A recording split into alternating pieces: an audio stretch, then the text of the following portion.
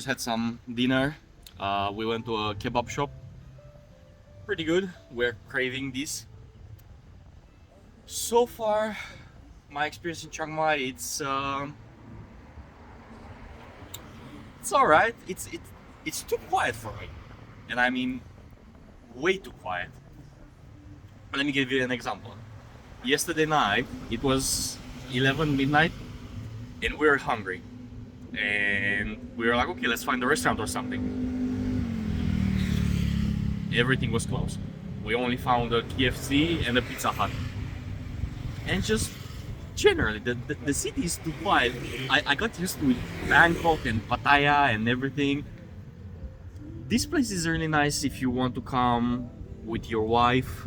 Just relax, take it easy, see some temples. Today we were trying to look for a place to rent a car.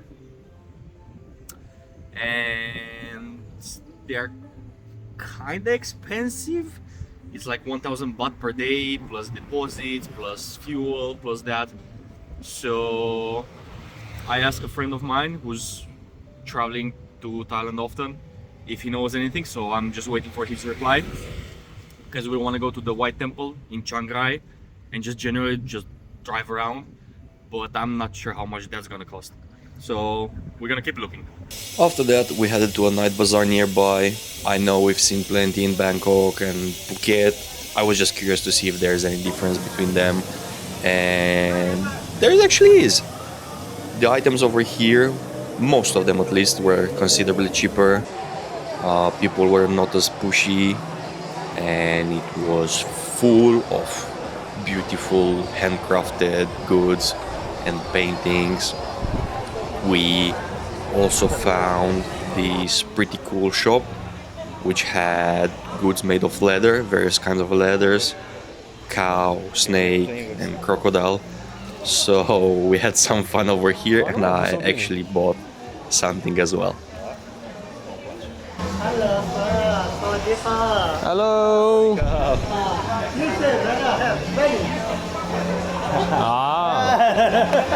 Multiple colors.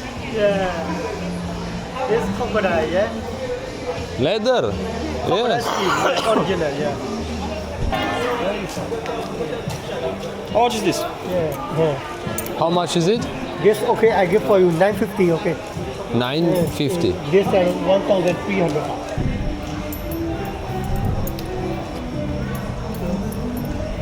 You know, when you were young and your father says like this, how? Pa. Original leather. Yes. This is universal. Yeah. Thank you.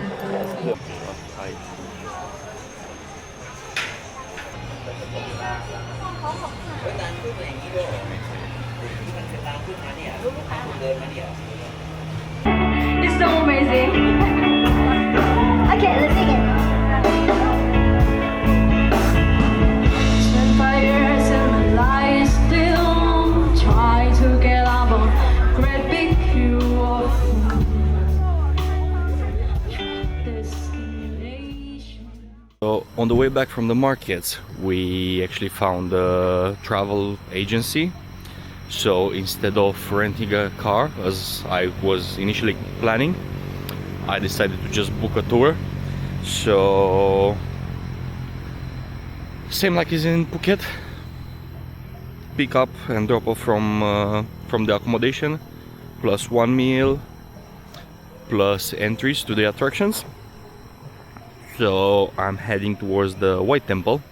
So I'm gonna see White Temple, Blue Temple, Red Temple, Lalitta Cafe, I think it's called. And we stop now for some other people in the group at the Long Neck Village, which I haven't booked. It was like 300 baht extra, but I was like, maybe I'm gonna skip this one. Long story short, I found it pretty interesting. I didn't know that. So the Long Neck tribe is not native to the Thailands. They are actually refugees from Burma.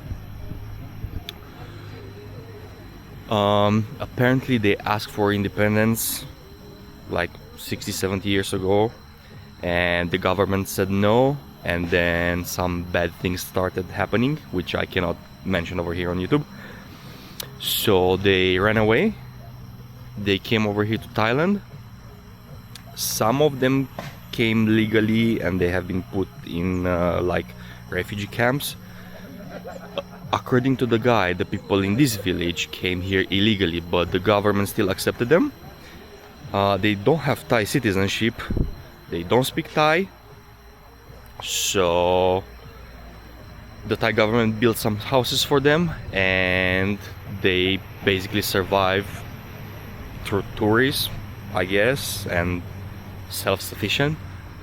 They are not educated. They don't go to school, so that together with the fact that they don't speak Thai makes it incredibly hard for them to accommodate into to find work in Thailand.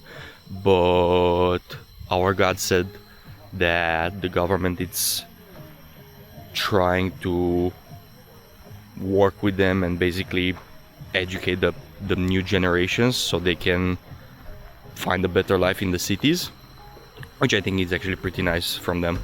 The fact that they have been accepted, they have a place to stay, and the government tries to find ways to incorporate them into the Thai culture. We're currently at the hot springs. We stopped here for 20 minutes, replenish at the 7-Eleven, get some water, get some snacks, because the next trip is going to be 1.5 hours, 2 hours straight.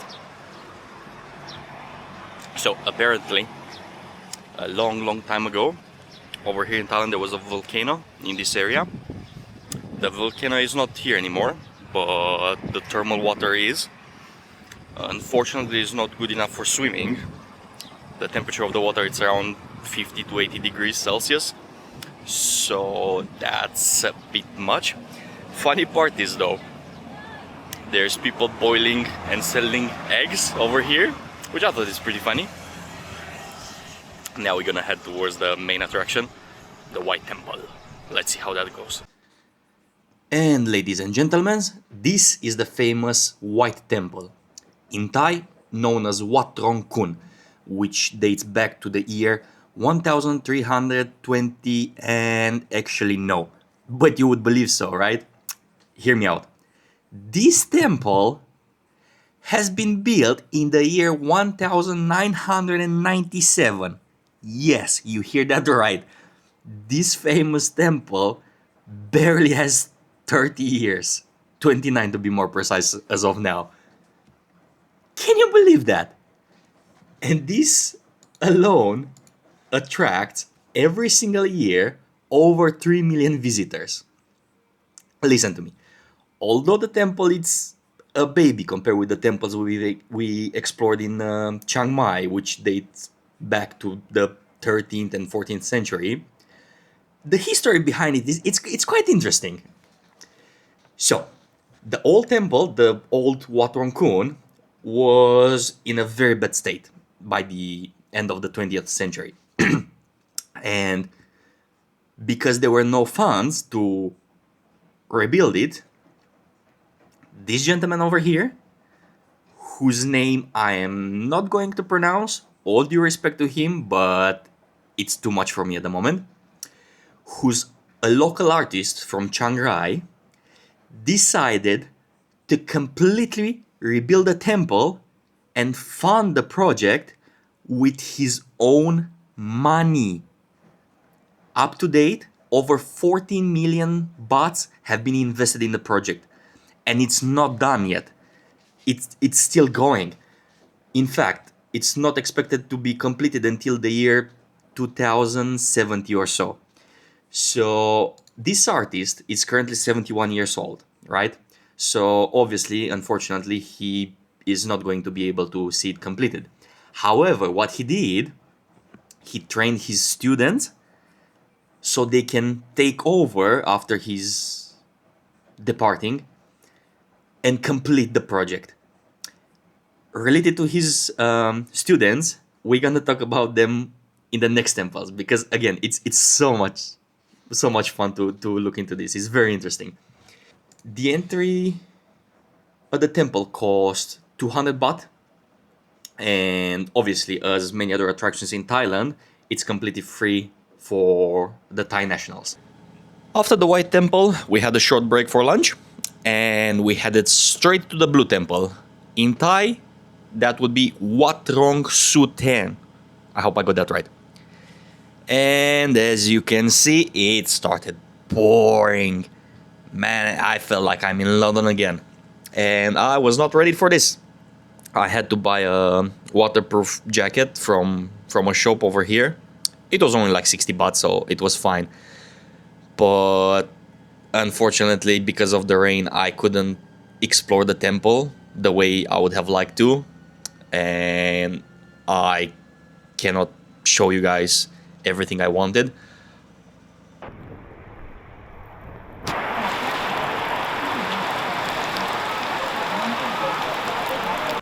I hope I still manage some good shots. You tell me.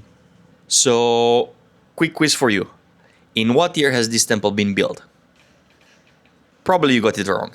So, this temple has been built between 2005 and 2016. It took 11 years.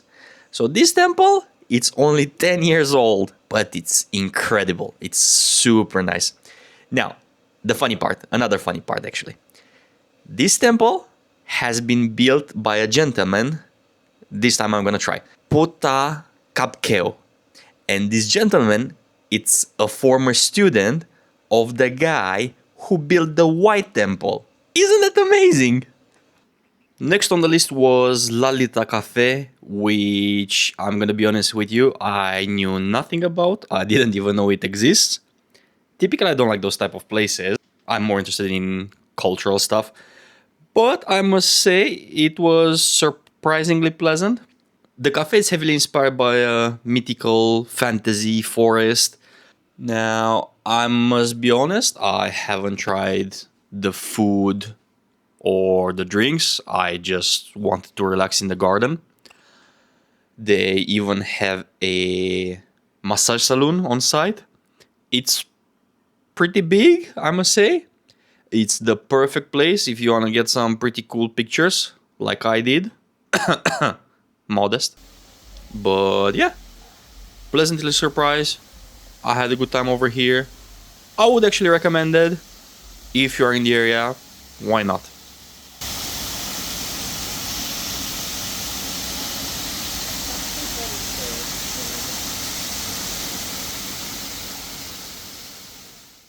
And we finally arrived at the last destination, which is the Red Temple.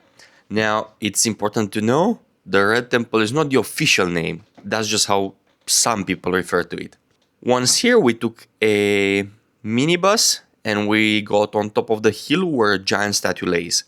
Inside the statue, there is a lift. It costs 40 baht, and you can actually take it and reach the eye level of the statue, where you can have a panoramic view of the surrounding areas.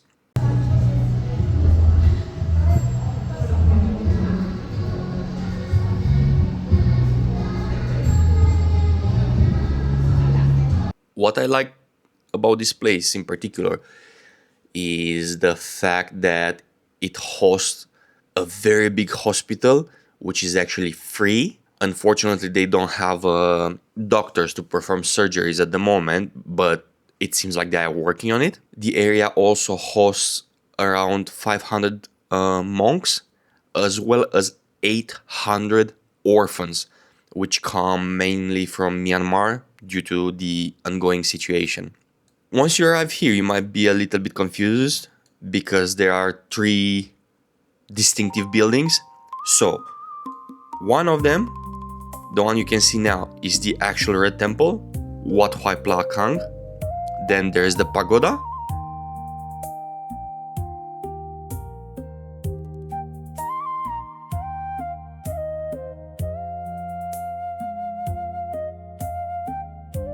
And then there is the statue of Guan Yin.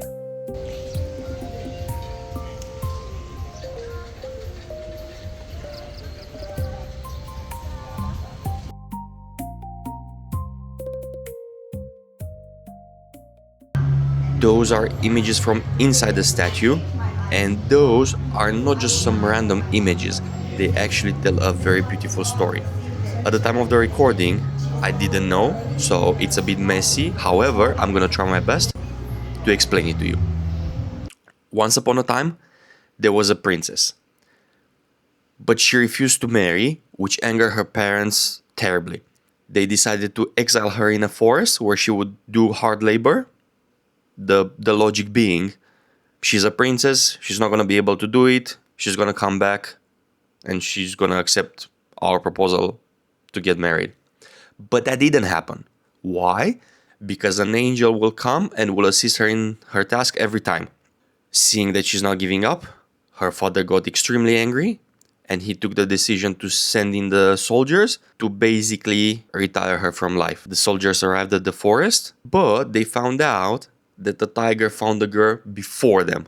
Being sure that the tiger will do the job for them, they left. However, the tiger was there to actually save the princess. Fast forward some time, the father of the princess got extremely sick and nobody in the entire kingdom was able to cure him. Until one day, a doctor came and he informed the princess that he's able to cure the father if she gives up her eyes and both her arms, which, by the way, she gladly did. Through this sacrifice and through the fact that her entire life she never resented anyone, she was able to reach enlightenment, Buddhahood, and is now known as Guan Yin, the goddess of mercy. For her sacrifice, she received 3 eyes and 16 hands. In some stories, however, it's said that she received 1,000 eyes and 1,000 hands. The hands represent the ability to help countless people, and the eyes, the wisdom to see suffering everywhere. Why are there so many temples over here in Chiang Mai? Let's say the temple, they are kind of like a center point for the villages. Like a center point, like in the past when we have the meeting, even in the past, the school, we have the school in the temple. So my grandpa generation, so let's say around 80 years ago, women, we don't have any chance to get any education, only men. And then they go to the temple to study, not every boy. And then right now we separate the school from the temple. Like at my hometown, we have the temple and then the school nearby next to the temple. But right now, let's say the public school at some places not famous. So some of the school closed because they don't have a lot of students. Oh, okay. And then right now, new generation, they also change their opinion. They say they send the kids go to the school in the old town. Maybe they can get the better quality of the education. But let's say the temple like a center point for the village. Some family, when we do like a funeral ceremony, like some people, they're gonna keep the dead body in their house. And they do ceremony at the house, but they have more space to invite the neighbor came to join funeral ceremony. But nowadays, the house, we don't have enough space. Some family, when we have the funeral ceremony, we keep the dead body in the temple. And we do funeral ceremony at the temple. Holy day, we go to the temple. Meeting, we go to the temple. Like that for the center point. Similar as the church. Yeah, I was actually trying to compare with how we do it. It's pretty much the same, actually. But I think, from my opinion, because of my hometown, we also have Catholic church. We have Catholic church in our village. But I'm sure like Thai temple, we always join to do activity all together more than the church. That's nice. Because the church, they also have their own activity, but not often as Thai temple. So guys, this marks the end of my journey over here in Chiang Mai and in Thailand overall. Unfortunately, I had a lot of fun. I hope you did as well. I'm heading now back to Bangkok for the night, from where I'm gonna catch a flight to Vietnam, to Da Nang. Never been there, super excited. If you guys have any advice, do let me know please. Things I should do, things I should not miss over there. If you wanna see how that goes, don't forget to like and subscribe, and I will see you in the next one.